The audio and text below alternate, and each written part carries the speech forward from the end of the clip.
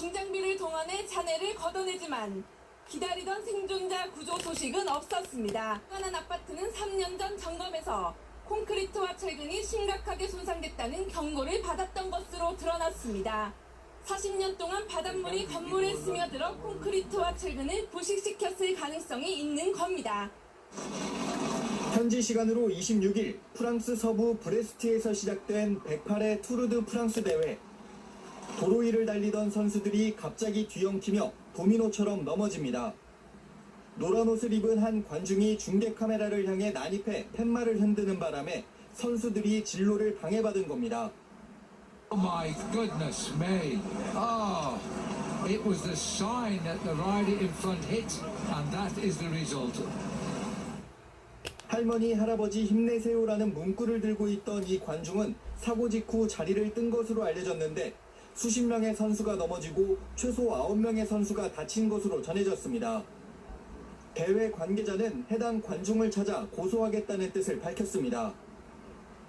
하늘에서 커다란 물체가 떨어집니다. 열기구 관광 명소인 미국 뉴멕시코주 엘버커키시에서 비행 중이던 대형 열기구가 송전선에 걸려 끊어진 뒤 잔해가 추락한 겁니다. 이 사고로 열기구에 타고 있던 4명이 현장에서 사망했고 1명은 치료를 받던 중 숨졌습니다. 미국에서 10살 소년이 실수로 자신의 머리에 총을 쏴 사망하는 비극적인 일이 발생했습니다. 현지 언론에 따르면 사고는 지난 26일 필라델피아의 한 가정집에서 여동생과 단둘이 있던 소년이 호기심에 장에 보관돼 있던 총을 꺼내 방아쇠를 당긴 것으로 알려졌습니다. 필리핀에서는 코로나19 백신 접종 과정에서 의료진의 황당한 실수가 담긴 영상이 논란이 되고 있습니다. 지금 보시는 이 영상은 백신 접종을 위해 병원에 찾은 시민이 촬영한 것인데요.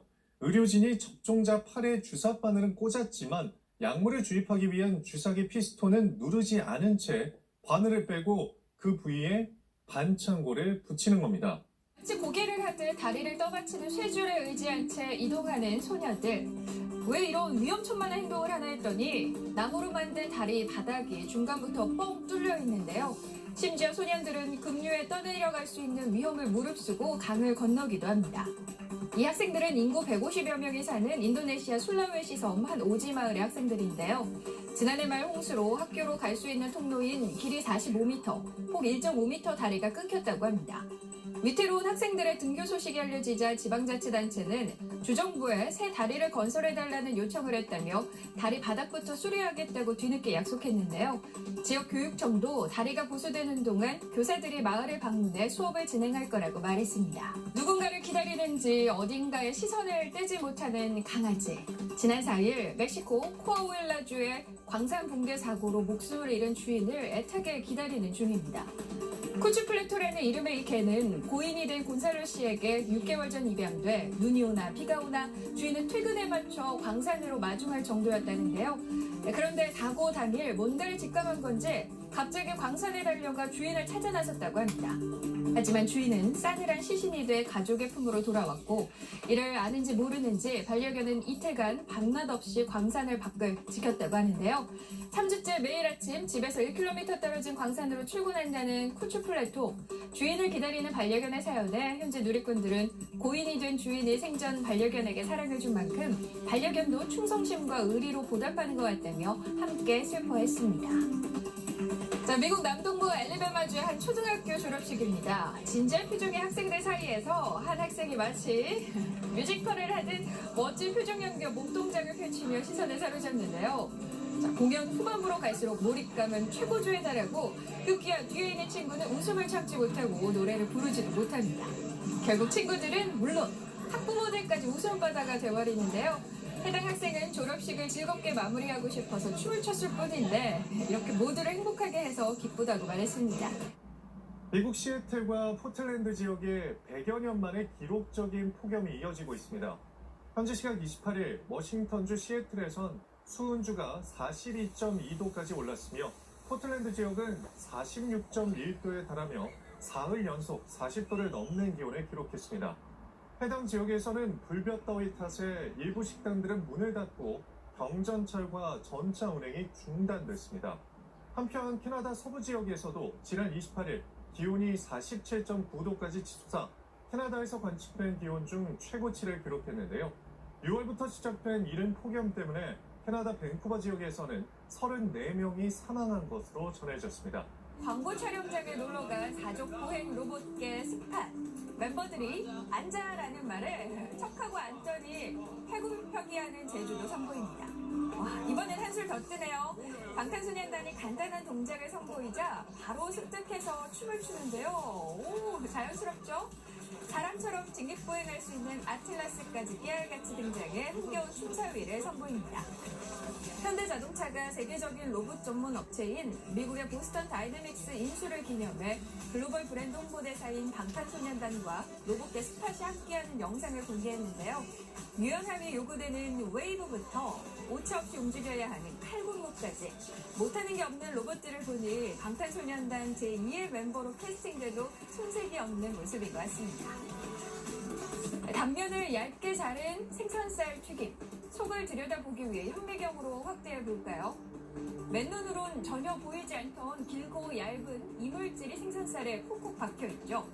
이것의 정체는 미세 플라스틱입니다. 과학 콘텐츠를 제작하는 호주의 한 과학자가 사람들이 자주 먹는 냉동식품에 상당한 양의 미세 플라스틱이 들어있다는 거 알리기 위해 제작했습니다. 회의권 한 식당에 헬멧을 쓴 남자가 성큼성큼 들어옵니다. 알고 보니 그는 무장 강도였는데요. 총을 휘두르자 손님들이 혼비백산하는 그 순간 태어나기만 한 이 사람. 놀란 기색도 없이 한 손으로 닭날개를 잡고 먹방을 멈추지 않습니다.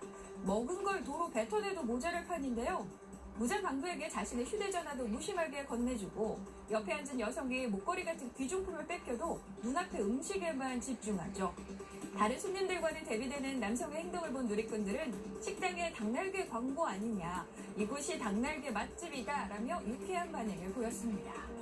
커다란 배낭 가방을 메고 결혼식장에 들어가는 남성. 탁자 위에 빨간 바구니를 올리더니 가방 안에 있던 동전 3,000개를 와르르 쏟아붓는데요.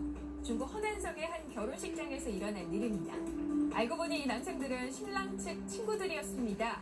결혼식 분위기도 띄우고 부부가 돈방석에 앉길 기원하는 의미로 우리 돈 약 52만 원의 축의금을 1위안짜리 동전으로 바꿔 준비했다고 합니다. 자, 뜨거운 태양이 내리쬐는 아랍에미리트의 한 사막. 수영복 차림의 사람들이 얼음이 가득 든 욕조 안에 몸을 담그는데요. 극한 열기와 얼음의 냉기로 더위도 날리며 스트레스를 푸는 겁니다. 이런 이벤트를 위해 스위스 출신의 베누아즈밀 리스터 씨가 매일 도심에서 다량의 얼음을 운반해 오고 있다는데요. 덕분에 체험자들은 사막의 불볕더위에 지친 몸을 얼음이 담긴 통 안에 담근 후 스트레스를 해소하고 돌아간다고 합니다. 쿤통에 있는 한 애플 매장이 떠들썩합니다. 소리를 지르면서 진열대에 전시된 아이폰과 아이패드를 사정없이 내동댕이 치는 이 여성 때문인데요. 보란듯이 고가의 맥북도 가차없이 밟아버립니다. 여성이 때려 부순 애플 제품의 가격은 우리 돈으로 2천만 원에 달하는데요. 심지어 여성이 던진 물건에 머리를 다친 매장 직원은 병원에 실려갔다고 합니다. 알고 보니 문제의 여성은 매장 직원이 친절하지 않다는 이유로 소동을 일으킨 건데요. 애꿎은 물건을 분풀이한 여성은 경찰이 출동하고 나서야 소란을 멈췄다고 합니다. 뜬 바다 위를 거칠게 움직이는 보트. 이때 놀란 고래가 해안으로 떠밀리자 대기하던 사람들이 고래를 무트로 끌어냅니다. 덴마크 자치력이자 18개의 작은 섬으로 이뤄진 페로 제도가 고래 사냥으로 바닷물이 핏빛으로 물든 건데요.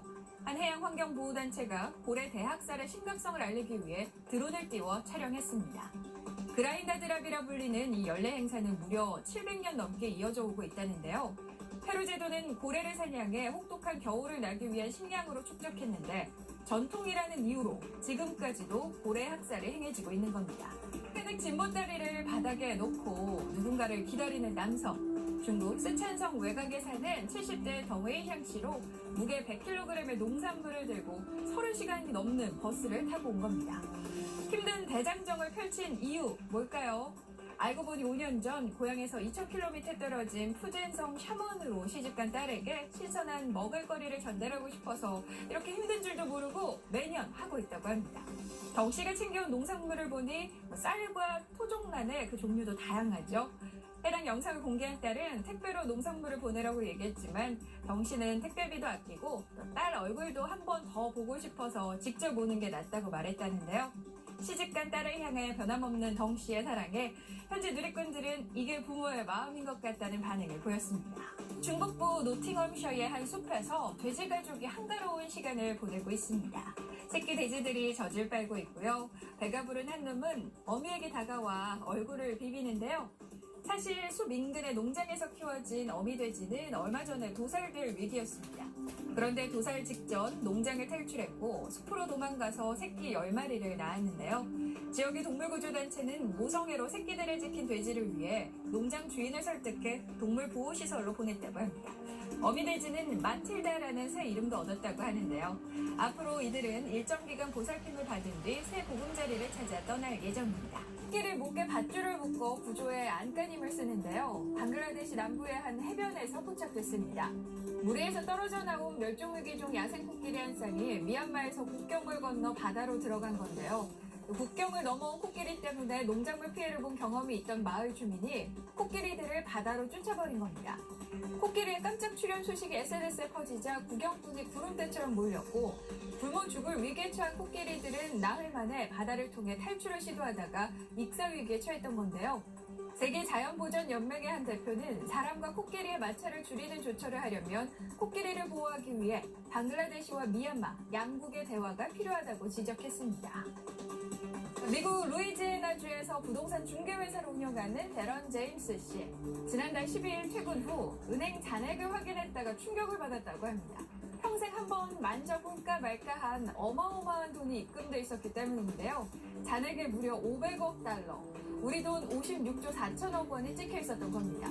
돈의 출처를 알 수 없어서 평생 모르고 살던 부자 삼촌이 유산을 남겼나? 라고 생각할 정도였다는데요. 하지만 그럴 리 없다고 정신을 차리고 은행에 신고를 했다고 합니다. 은행 측은 나흘 뒤에야 돈을 회수하며 기술적 문제가 생겨 일부 고객 계좌가 영향을 받았다고 해명했는데요.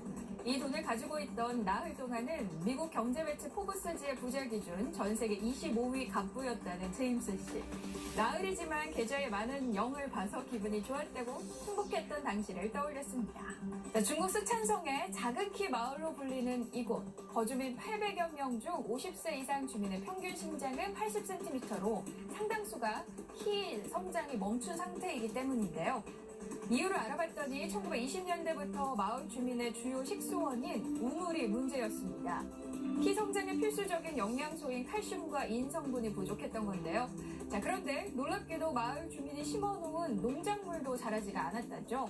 이를 이상히 여긴 주민과 전문가들이 농업용수를 조사한 결과 숨겨진 비밀이 또 밝혀졌습니다. 농업용수에도 농작물의 성장에 필수적인 요소가 함유되지 않았던 건데요. 주민들이 평소 식수로 활용하는 우물과 농업용수가 같았던 겁니다. 하지만 최근 상황이 달라졌다고 합니다. 이 산골 마을에 수도관이 건설되면서 마을 주민은 이제 문제의 우물물을 마시지 않게 됐다고 하네요. 하늘을 날아오르는 이상한 물체. 바퀴도 있고요. 날개까지 달린 게 공상과학 영화에서나 보던 모습인데요. 슬로바키아의 한 기업이 선보인 에어카란 이름의 플라잉카입니다. 지난달 28일 시험 비행에서 2,500m 상공까지 도달해 자동차로 1시간 거리인 두 도시를 35분 만에 주파했는데요. BMW 엔진과 고정 프로펠러가 탑재돼 있고 3분 안에 자유자재로 날개를 접었다 펼 수 있어서 도로 주행과 비행이 모두 가능합니다. 하지만 수직 이착륙이 불가능해서 전용 활주로가 필요하고요. 전기가 아닌 가솔린을 동력으로 얻는다는 게 단점인데요. 에어카는 1년 내 출시 예정인데 미국에서는 벌써 약 4만 건의 1951년 기념식 때보다도 규모는 더 크지만 코로나19 극복을 보여주려는 듯 마스크는 아무도 하지 않았습니다. 눈길을 끈 건 시주석의 복장. 천안문에 사진이 걸린 마오쩌둥 전 주석처럼 참석자 중 유일하게 인민복을 입었습니다. 이어진 중국 청년들의 충성 맹세는 북한 소년단의 모습 같았습니다. 당 창건 100년 만에 중국이 풍요로운 사회 건설이라는 핵심 목표를 이뤘다고 자평했습니다. 그러면서 더 이상 외국 세력이 중국을 괴롭히는 것을 용납할 수 없다고 강조했습니다.